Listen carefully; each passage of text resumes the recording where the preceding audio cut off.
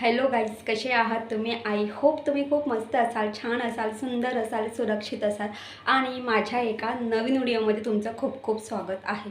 तर आज आपण मिनी इडली फ्राय करणार आहोत। ही जी मिनी इडली आहे, तरी मिनी इडली फ्राय चवीला एक नंबराने भन्नाट अशी लागते। तर पहा, आपण नेहमी स्टीम इडली करतो, म्हणजे संडे वगैरे असला की तर मुलांसाठी आपण स्टीम इडली किंवा मेंदू वडा किंवा डोसा वगैरे करतो। पण तुम्हाला जर स्टीम इडली खायचा कंटाळा आला असेल ना, तर तुम्ही मिनी इडली करून तुम्ही ते फ्राय करू शकतात। ती मिनी इडली चवीला एक नंबर आणि भन्नाट अशी लागते आणि खास करून मुलांना ती मिनी इडली खूप छान लागते। तर हा व्हिडिओ शेवटपर्यंत पहा। जर तुम्हाला माझा व्हिडिओ आवडला असेल तर माझ्या व्हिडिओ लाईक शेअर करा आणि माझ्या चॅनलवरती नवीन असाल तर माझं चॅनल सबस्क्राईब करायला अजिबात विसरू नका। तर चला, वेळ वाया न घालवता पटापट मिनी इडली फ्राय करायला सुरुवात करूया। आज आपण मिनी इडली फ्राय करणार आहोत। तर पहा, इथे मी डाळ तांदूळ घेतलेले आहेत। आता इथे एका वाटीमध्ये मी 250 ग्रॅम उडदाची डाळ घेतलेली आहे आणि एका बाउलमध्ये मी 1.5 ग्लास मी इथे तांदूळ घेतलेले आहेत। जेव्हाही मी इडली करते ना, तेव्हा मी हेच प्रमाण घेते। तर पाव किलो उडदाची डाळ घ्यायची आहे आणि 1.5 ग्लास तांदूळ घ्यायचे आहेत। आता पहा, इथे तुम्ही तांदळाचं प्रमाण कमी जास्त करू शकतात, म्हणजे तुम्ही 1.5 ग्लास किंवा 2 ग्लाससुद्धा तुम्ही तांदूळ घेऊ शकतात। आता पहा, हे जे डाळ तांदूळ आहे, हे डाळ तांदूळ आपला 2 ते 3 पाण्यामध्ये स्वच्छ असे धुवून घ्यायचे आहेत आणि त्यामध्ये पाणी ॲड करून 3 ते 4 तास हे डाळ तांदूळ छान मस्त पाण्यामध्ये भिजत ठेवायचे आहेत। 3 तासानंतर किंवा 4 तासानंतर तुम्ही पाहू शकतात, इथे डाळ तांदूळ छान मस्त असे भिजलेले आहेत। आता आपल्याला हे डाळ तांदूळ ग्राइंड करून घ्यायचे आहेत। तर त्यासाठी मी हे डाळ तांदूळ ग्राइंडरच्या भांड्यामध्ये मी ॲड केलेली आहेत। छान मस्त आपल्याला हे ग्राइंड करून घ्यायचं आहे आणि याचं बॅटर तयार करून घ्यायचं आहे। तर तुम्ही पाहू शकता, अगदी बारीक इथे आपलं बॅटर तयार झालेलं आहे। आता पीठ येण्यासाठी मी शक्यतो पातेलं वगैरे न वापरता एक असा मोठा स्टीलचा डबा वापरते, त्याच्यामध्ये पीठ छान मस्त येतं। आता हे बॅटर मी डब्यामध्ये ट्रान्सफर केल्यानंतर तुम्ही पाहू शकतात, इथे मी 1 वाटी भरून इथे मी रवा ॲड केलेला आहे आणि तो रवासुद्धा या बॅटरमध्ये मिक्स करून घेतलेला आहे। आता इथे हा जो रवा आहे, तर इथे मी अगदी बारीक रवा वापरलेला आहे। तुम्ही जाड किंवा बारीक रवा असेल तरीही चालेल, पण इथे 1 वाटी तुम्ही रवा नक्कीच ॲड करा। आता हे जे बॅटर आहे किंवा हे जे पीठ आहे इडलीचं, तर मी ओव्हरनाईट पूर्ण रात्रभर मी हे पीठ डब्यामध्ये झाकण लावून ठेवलं होतं आणि तुम्ही पाहू शकतात, आता सकाळ झालेली आहे आणि मी सकाळी हा डबा ओपन केल्यानंतर तुम्ही पाहू शकतात की आपलं पीठ मस्त असं आलेलं आहे। आता याच्यामध्ये आपल्याला चवीनुसार मीठ ॲड करायचं आहे आणि हे जे बॅटर आहे हे छान मस्त असं एका डायरेक्शनमध्ये मस्त घोटून घ्यायचं आहे किंवा तुम्ही मिक्स करू शकतात। आता पहा, इथे आपण जो बारीक रवा ॲड केला होता, त्याच्या रव्याने काय होतं माहिती आहे का, आपली जी इडली आहे ती खूप छान मस्त स्पॉन्जी होते आणि मऊ होते आणि खाताना तर ते एक नंबर लागते। तर पहा, इथे मी पाणी स्टीमरच्या भांड्यामध्ये मी 1.5 ग्लास पाणी ॲड केलेलं आहे। गॅस ऑन करून मी तो गॅस बारीक केलेला आहे, म्हणजे पाणी आपलं थोडं थोडं गरम होईल। आता पहा, इथे मी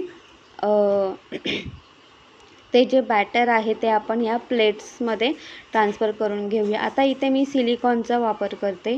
तर मी तुम्हाला एवढं सांगेल की साधारणपणे 7 ते 8 महिने झाले असतील, तर मी 8 महिन्यापूर्वी मी हे सिलिकॉन ॲमेझॉनवरून मागवलं होतं वगैरे। पण एवढं सांगेल की याच्यामध्ये इडल्या खूप छान होतात आणि निघताना पटापट निघतात। आता पहा, इथे आपल्याला अशा पद्धतीने मिनी इडली त्या प्लेटमध्ये अशा पद्धतीने ट्रान्सफर करायची आहे आणि पहा, आता मी तिन्ही प्लेटमध्ये ही मिनी इडली म्हणजे हे बॅटर ॲड केलेलं आहे। आता याच्यावरती मी लाल तिखट अशा पद्धतीने आपल्याला स्प्रिंकल करायची आहे आणि जर आपल्या घरात जर लहान मुलं असतील ना, तर तुम्ही लहान मुलांना ना अशी मिनी इडली नक्की करून द्या, मुलं आवडीने खातात.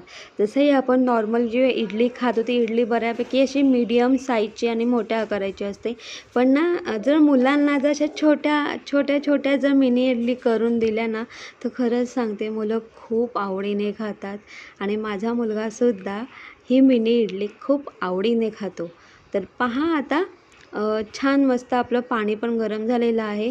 आता या ज्या प्लेट आहेत, या प्लेट आपल्याला या स्टीमरच्या भांड्यात ठेवायचं आहे आणि छान मस्त इथे आपल्याला 15 मिनटं मी इथे स्टीम देणार आहे. शक्यतो 10 मिनटंच लागतात, 10 मिनटामध्येच आपल्या इडल्या छान मस्त स्टीम होतात. पण ना मी जेव्हा पहिला घाणा लावते ना इडलीचा, तेव्हा मी 15 मिनटं स्टीम करते आणि मग त्यानंतर दुसरा घाणा, तिसरा घाणा, मग तेव्हा मी 10-10 मिनटंच स्टीम देते. पण जेव्हा पहिला घाणा असेल तेव्हा मी 15 मिनटंच स्टीम देते, कारण इडल्या कच्च्या राहता कामा नये.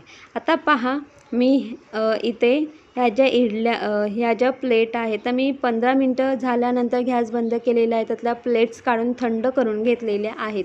तर चला आता यातून छान मस्त ह्या ज्या इडल्या आहेत या काढून घेऊया. तर पहा या सिलिकॉनमधून या इडल्या कशा व्यवस्थित आणि छान निघतात, कुठेही काहीही चिटकलेलं नाही. आणि या इडल्या म्हणजे दिसतानाही खूप छान दिसतात आणि खाताना पण छान मस्त मऊ सॉफ्ट अशा असतात आणि अशा झालेल्या असतात. तर चला मी अशाच पद्धतीने ह्या ज्या इडल्या आहेत त्या मी काढून घेतलेल्या आहेत. आणि मी तुम्हाला सांगू का, हे जे सिलिकॉन आहे ना, तर इडलीसाठी हे सिलिकॉन खूप बेस्ट आहे. इडल्या पटापट निघतात. फक्त एवढंच करायचं आहे की सिलिकॉनमधून इडल्या काढताना त्या आधी थंड करून घ्यायच्या आहेत आणि मगच तुम्ही त्या इडल्या काढा. गरम गरम इडल्या काढायला जाऊ नका. जर तुम्ही गरम गरम इडल्या काढायला गेला तर ते बऱ्यापैकी सिलिकॉनलाच ते इडलीचं काय चिटकलेलं असतं. म्हणून त्या इडल्या थंड करून घ्या आणि मगच त्या इडल्या त्या सिलिकॉनमधून काढा. आता पहा इथे चटणी करायला मी शेंगदाणे भाजून घेतलेले आहेत. इथे मी एक मिरची, त्यानंतर लसूण आणि एक कांदा घेतलेला आहे. इथे मी खोबरं घेतलेलं आहे आणि ते आहेत चणे. तर त्याला आपण याची चटणी करून घेऊया. तर ग्राइंडरच्या भांड्यामध्ये आपल्याला सर्वप्रथम शेंगदाणे ॲड करायचे आहेत. आणि पहा ही जी आहे ना शेंगदाणे, चणे आणि खोबरा याची चटणी खूप छान लागते. तर इथे मी भाजलेले आपले जे चणे आहेत ते ॲड केलेले आहेत. इथे मी खोबरासुद्धा ॲड केलेला आहे. त्याचबरोबर इथे मी एक मिरची, लसूण आणि एक कांदा ॲड केलेला आहे. इथे मला चटणी थोडी लाल हवी म्हणून मी इथे 1 चमचा लाल तिखट ॲड केलेला आहे. चवीनुसार मीठ ॲड करून छान मस्त हे ग्राइंड करून घ्यायचं आहे. आणि पहा चटणी करताना शेंगदाणे आपल्याला भाजून घ्यायचे, तर मी शेंगदाणे भाजून त्याची सालं काढून ते शेंगदाणे मी चटणीमध्ये ॲड केलेले आहेत. आता पहा इथे आपली चटणीसुद्धा तयार झालेली आहे. आता आपण तडका देऊया. तर इथे मी वरतून जिरं राईचा तडका देणार आहे. जर तुमच्याकडे कढीपत्ता असेल तर तुम्ही कढीपत्त्याचा वापर करू शकतात. दुसरी गोष्ट, ही जी चटणी आहे ना खूपच छान लागते. फक्त एवढं सांगते की शेंगदाणे थोडे जास्त घ्या आणि खोबऱ्याचा किस अगदी 3 ते 4 चमचे ॲड करायचा आहे आणि थोडे चणे ॲड करायचे. त्याच्याने चटणी खूपच छान होते. तर पहा मी इथं तडकासुद्धा दिलेला आहे आणि इथे आपली चटणी पण तयार झालेली आहे. तर पहा आता आपण इथं मिनी इडली फ्राय करतो. इथे मी पॅन घेतलं, पॅनमध्ये आपल्याला ऑइल ॲड करायचं आहे. त्यामध्ये जिरं, राई ॲड करायचं आहे. आता इथे मी कढीपत्ता ॲड केलेला आहे. कढीपत्ता ॲड करायचा आहे. कढीपत्ता गरम झाला की आपण जी मिनी इडली जी स्टीम करून घेतली होती ती आपल्याला त्याच्यामध्ये ॲड करायची आहे. आणि एवढं सांगते की माझ्या मुलाला अशी मिनी इडली फ्राय खूप आवडते. आणि जेव्हाही मी इडलीचं बॅटर करते ना, तर त्याच्यासाठी मी एक घाणा मी असा मिनी इडलीचा पण करते आणि त्याला फ्राय करून देते. त्याला खूप आवडतं. तर छान मस्त आपल्याला अशा पद्धतीने ही इडली फ्राय करायची आहे. तर तुम्ही पाहू शकता इथे आपली मिनी इडली फ्रायसुद्धा झालेली आहे. अजून एक गोष्ट सांगते की तुम्ही इथे वरतून या इडलीवरती आपला जो मॅगी मसाला असतो तोही तुम्ही वरतून स्प्रिंकल करू शकतात. वरतून मॅगी मसाला स्प्रिंकल केल्याने ही इडली अजूनच छान लागते. फक्त एवढंच आहे की फक्त आपल्याला इडली फ्राय केल्यानंतर आपला वरतून मॅगी मसाला स्प्रिंकल करायचा आहे. मॅगी मसाल्याचा पूर्ण 1 पाऊच ॲड करा. एवढी छान लागते ना. आणि माझ्या मुलाला मॅगी मसाला टाकूनच त्याला आवडतं. पण मी आता मॅगी मसाला ॲड नाही करणार आहे, नंतर ॲड करेल. तर पहा इथे अशा पद्धतीने आपली मिनी इडलीसुद्धा फ्राय झालेली आहे आणि ही अशी मिनी इडली फ्राय चटणीसोबत तर अप्रतिम लागते. तर तुम्हीसुद्धा अशा पद्धतीने ही मिनी इडली नक्की ट्राय करा. आणि खरं सांगू का, मी जसे तुम्हाला मगाशी बोलले आणि मी पुन्हा रिपीट बोलते आहे किंवा पुन्हा सांगते आहे, लहान मुलांना ही मिनी इडली खूप आवडते. माझ्या मुलालासुद्धा ही मिनी इडली खूप आवडते.